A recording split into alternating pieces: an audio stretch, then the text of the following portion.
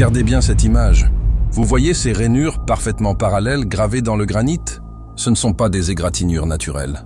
Ce sont des marques d'usinage. Et selon Graham Hancock, elles ne devraient pas exister. Parce que si l'archéologie officielle a raison, les Égyptiens qui ont taillé ces pierres, il y a plus de 4000 ans, n'avaient que du cuivre, du bois et du sable. Rien de plus. Alors comment ont-ils fait ça? Imaginez un instant que vous deviez découper un bloc de granit avec un ciseau en cuivre. Le granit, c'est l'une des roches les plus dures au monde. Le cuivre, lui, est mou. Vous pouvez le plier avec vos mains. Vous voyez le problème?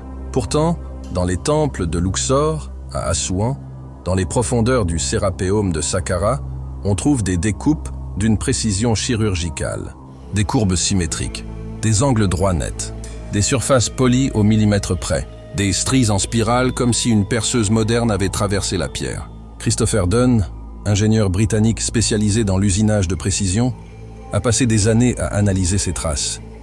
Ses conclusions sont troublantes. Selon lui, ces marques ne peuvent être produites que par des outils rotatifs tournant à grande vitesse. Pas par des maillets et des boules de dolérite frappées à la main pendant des mois. Les stries sont trop régulières, trop profondes, trop rapides. Prenons l'exemple de la carotte de forage retrouvée à Gizeh. Un cylindre de granit extrait d'un trou parfaitement circulaire. Sur cette carotte, on voit une rainure en spirale continue, comme celle laissée par une mèche de perceuse avançant de 2 mm par tour. Dunn a calculé la vitesse nécessaire pour produire une telle marque. Il faudrait une pression de plusieurs tonnes et une rotation mécanique constante. Impossible à obtenir manuellement. Alors la question se pose. Et si les Égyptiens n'avaient pas fait ça avec des outils primitifs? Et si ces traces étaient le vestige d'une technologie oubliée? Graham Hancock va plus loin. Il suggère qu'avant les pharaons, avant même les premières dynasties, une civilisation avancée existait déjà. Une civilisation qui maîtrisait la mécanique, la géométrie, peut-être même l'énergie vibratoire. Une civilisation dont il ne reste presque rien, engloutie par le temps et les cataclysmes. On vous a toujours dit que l'histoire commence à Sumer, il y a 5000 ans, que tout ce qui vient avant est primitif, sauvage, tribal. Mais ces pierres racontent une autre histoire. Une histoire qu'on préfère peut-être ignorer parce qu'elle remet tout en question. Et si tout ce qu'on vous a appris sur l'Égypte ancienne était incomplet? Si la vérité était enfouie bien plus profond que les tombes des pharaons? Mais attendez, parce que ce n'est que le début. Ce que vous allez découvrir maintenant va encore plus loin. Restez avec moi. Vous vous souvenez des traces d'usinage? Maintenant, on va parler de quelque chose d'encore plus fou. Quelque chose que vous pouvez voir de vos propres yeux si vous allez à Assouan, en Égypte. L'obélisque inachevé. C'est un bloc de granit gigantesque, long de plus de 40 mètres, pesant environ 1200 tonnes. Il est encore partiellement attaché à la roche-mère. Et il est inachevé, abandonné. Mais pourquoi? Officiellement, on vous dira qu'une fissure est apparue et que les ouvriers ont tout laissé tomber. Mais Graham Hancock pose une autre question. Comment ont-ils seulement commencé à le détacher? Parce que ce qu'on voit sur ce site, c'est une découpe nette, profonde, rectiligne, sur des dizaines de mètres. Pas un trait irrégulier, pas une erreur. Comme si une lame géante avait tracé un sillon dans la montagne. Les archéologues disent que les Égyptiens utilisaient des boules de dolérite pour marteler la roche. Des milliers de coups répétés jusqu'à creuser une tranchée. Le problème? Aucune trace de percussion anarchique. Aucun éclat chaotique, juste une ligne droite, presque chirurgicale. Christopher Dunn a fait une simulation. Pour creuser une tranchée de cette taille avec des boules de pierre, il faudrait des années de travail ininterrompu, des milliers d'ouvriers, et surtout, on devrait retrouver des millions de traces d'impacts irréguliers. Or, ce n'est pas le cas. Les parois sont lisses, uniformes, comme taillées au laser, et ce n'est pas tout. Direction le Sérapéum de Saqqara. C'est un labyrinthe souterrain rempli de sarcophages géants en granit noir. Chacun pèse entre 60 et 100 tonnes. Chacun est taillé d'un seul bloc, et chacun est parfaitement plat. Dunn a mesuré la planéité de ces coffres avec des instruments modernes. Résultat, précision au centième de millimètre. Le genre de précision qu'on obtient aujourd'hui avec des fraiseuses à commande numérique. Pas avec du sable et des cordes. Imaginez, vous êtes un ouvrier égyptien. Vous n'avez pas d'électricité, pas de métal résistant, pas de machine. Et on vous demande de tailler un coffre de 100 tonnes avec des angles droits parfaits et des surfaces planes à la perfection. Comment vous faites? Vous passez votre vie entière dessus? Peut-être. Mais alors pourquoi il y en a des dizaines? Tous identiques, tous aussi parfaits. Hancock propose une hypothèse radicale. Ces objets ne datent pas de l'Égypte dynastique. Ils sont bien plus anciens. Peut-être 10 000 ans, peut-être 12 000 ans. Ils proviendraient d'une époque où une civilisation technologiquement avancée existait avant d'être effacée par un cataclysme global. La fin de la dernière ère glaciaire, la montée brutale des océans, des inondations massives, peut-être même l'impact d'une comète.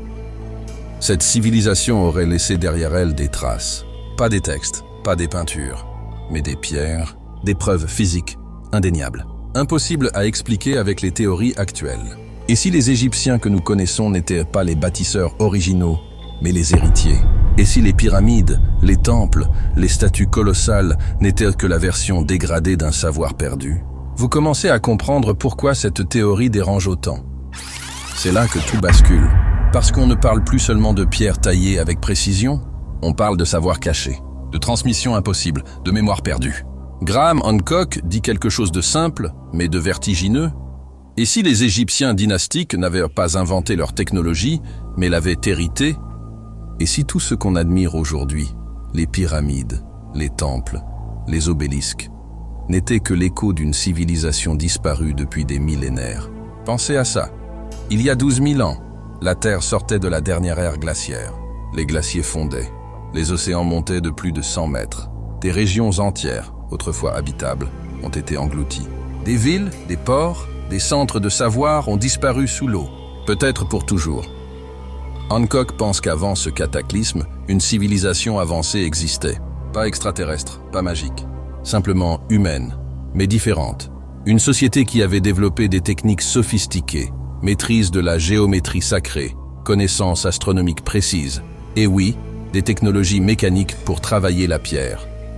Puis tout s'est effondré. La plupart des survivants sont retournés à un mode de vie primitif. Mais certains groupes ont conservé des fragments de ce savoir. Ils l'ont transmis oralement, symboliquement, à travers des mythes, des rituels, des constructions sacrées. Et des milliers d'années plus tard, les Égyptiens ont essayé de reproduire ce qu'ils avaient vu, ce qu'on leur avait enseigné. Mais ils ne comprenaient plus tout. Ils n'avaient plus les outils, plus la science. C'est pour ça qu'on trouve des temples anciens avec une maçonnerie parfaite en granit et juste à côté, des reconstructions dynastiques en calcaire grossier. C'est pour ça que les pyramides les plus anciennes sont les mieux construites et les plus récentes, des tas de pierres empilées. L'inverse de ce qu'on attendrait d'une civilisation en progrès. Christopher Dunn résume bien. Ce qu'on voit en Égypte, ce n'est pas une évolution technologique, c'est une régression. Comme si les Égyptiens avaient retrouvé un iPhone et essayé de le reconstruire avec des bâtons et des cailloux. Alors oui, cette théorie dérange. Elle remet en question des décennies de recherche académique. Elle oblige à repenser la chronologie de l'histoire humaine. Elle ouvre la porte à des questions inconfortables. Qui était-il? Où vivait-il? Pourquoi aucun texte ne les mentionne? Peut-être parce que tout a été effacé. Peut-être parce qu'on ne cherche pas aux bons endroits. Peut-être parce qu'on refuse de voir ce qui est juste devant nos yeux. Ces traces d'usinage, ces découpes impossibles. Ces blocs parfaitement ajustés, ce ne sont pas des anomalies. Ce sont des preuves, des indices d'un passé oublié. Et peut-être d'un futur où on redécouvrira enfin la vérité. Parce qu'au fond, la vraie question n'est pas « comment ont-ils fait ça ?» La vraie question c'est « qu'est-ce qu'on a oublié d'autre ?» Alors, vous en pensez quoi?